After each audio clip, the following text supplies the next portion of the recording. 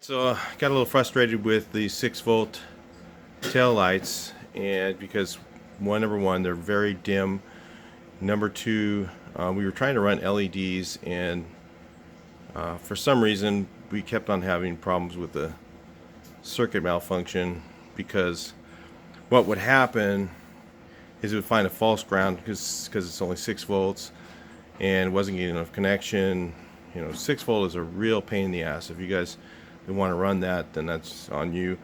But I'm going to talk to you guys about how to run a 6-volt car and have 12-volt tail lights without really. You could make this all in a hideaway system where you don't see any of the difference between the wires and all that, and you'll be able to run 12-volt LED tail lights and have really nice bright LED small lights on your car, which I added these tail lights as well because I want more tail light in the back of the car because I don't want to get rear-ended. Now, you're only going to get your brake lights and turn signals to work on this function, and you could run 2 of these, and you could actually run all your running lights on that as well, but you're gonna have to run those in separate circuits if you're gonna do it. And you can get it, if you're really good with wiring, you can pretty much figure out how to run a lot of your car in 12 volts. In fact, I have a 6-volt. I have a cigarette lighter that I'm running 6 volts on that has a USB connector to it that works great to charge my phone. So one of the issues with running 6 volts as well is you can't charge your phone. I'm going to kind of run over that as well in the same video. So stay watching. I'll show you exactly how to do it. So you might want to try this. Again, I can't tell you exactly where to buy this. I think I bought this on eBay, but this wasn't white. It was actually black. We painted it white to match the knobs, and kind of make it just kind of hidden there. It's actually held on with the steering column so that we didn't have to drill any holes. But they have these on like, I think it was on Amazon or eBay, and what it does is you have this little switch here, and it works with the ignition. And now the 6-volt, the cigarette lighter is actually 6 volts. So if you're going to try and run an accessory, you want to do something to make it 12 volts. But I hooked this up on 6 volts, and actually this charges my Samsung Galaxy Note 8 just fine. It charges up maybe 1% a minute, and it's supposed to be a 2 amp USB, and it works just fine because typically your USB stuff is 5 volts from what I looked up.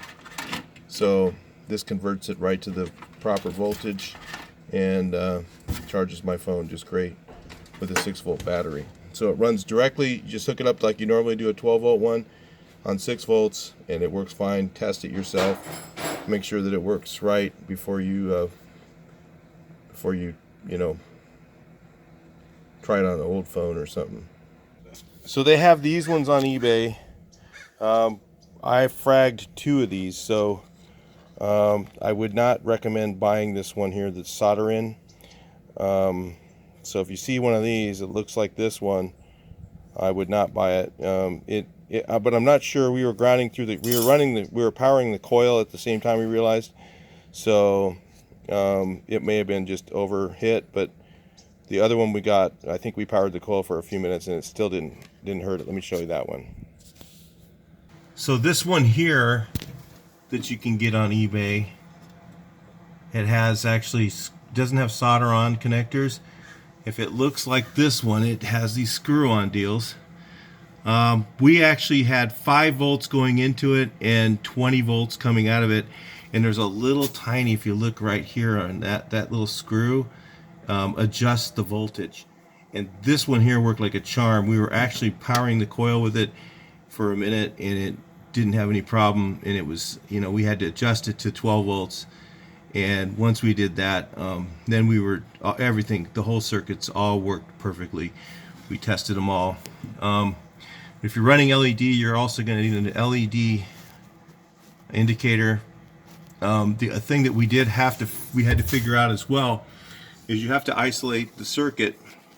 If you look behind here on this, so on the bulb check for your, so you're gonna have to run a 12 volt.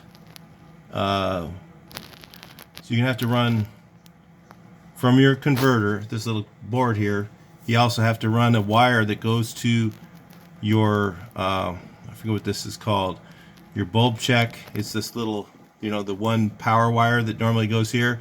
You're going to want to isolate that and disconnect the one from 6 volts and hook up the 12 volt one to here and run 12 volt bulbs on all 3 of these, so that your turn signal indicator won't start feeding back when you turn when you turn your turn signals off. It'll start just blinking on its own if you don't have this hooked up.